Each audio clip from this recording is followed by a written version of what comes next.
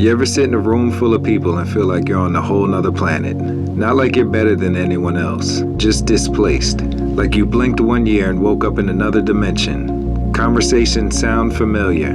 Laughter seems the same. The routines look unchanged, but inside, there's this quiet detachment you can't explain without sounding dramatic.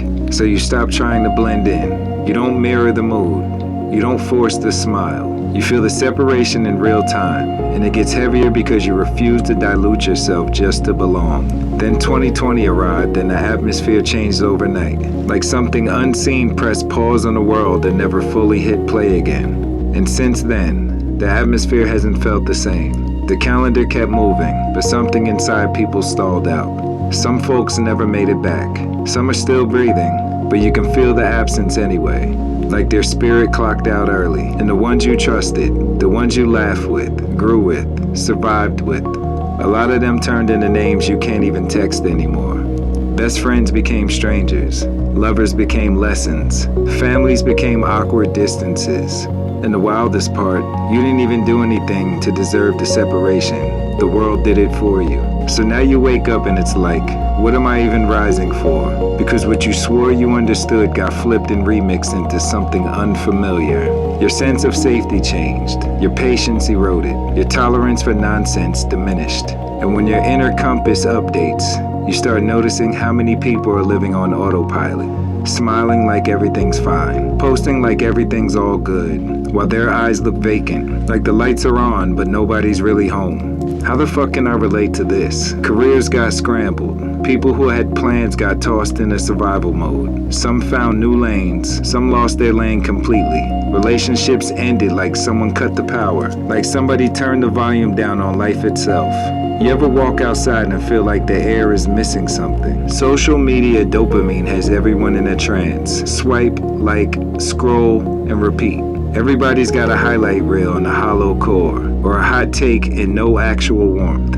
We're all connected and somehow lonelier than ever. And crisis didn't invent the ugliness, it just exposed it. It showed you who tried to nudge you off your path, who subtly pushed you to doubt your instincts, who wanted you to dim your inner compass. It revealed who was a cog in a machine and who was a glitch. And that's why leaving the house feels heavier now. That's why surface conversation drains you. Your spirit won't shrink to fit in a space that no longer feels real. And people love to say community. They post the word like it's a brand. They toss it in the captions like it's seasoning. But where are the gatherings? Where are the check-ins on each other? Where are the shared meals, or the exchanged skills, or the collective protection, or the collaborative building? So many want the feeling of belonging without the labor of becoming dependable.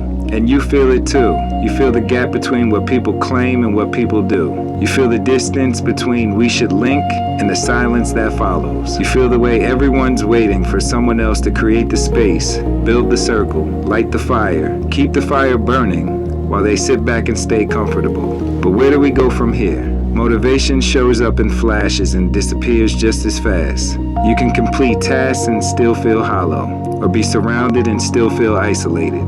You can be productive and still feel numb, or be doing well and still feel like something inside you hasn't been fed in years. And if that's where you've been living, understand this clearly. You're reacting exactly the way a conscious person would. You're registering a massive shift that most people haven't processed yet. A lot of people are grieving and don't even realize it. They're grieving stability, trust, friendships that fractured, or grieving a version of the world that feels like it evaporated.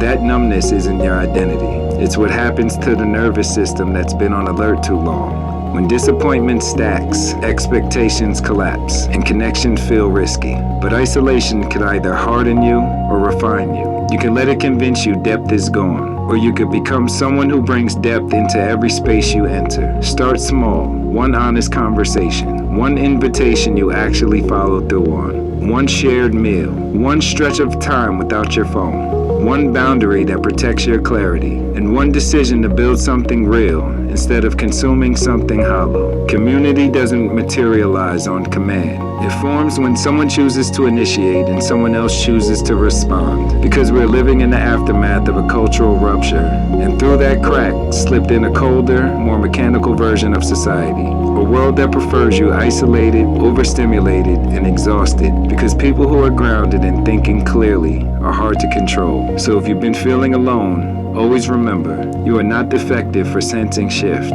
nor are you weak for craving depth. You are not strange for struggling to relate. You're just navigating a landscape that changed without warning. So take your breath back.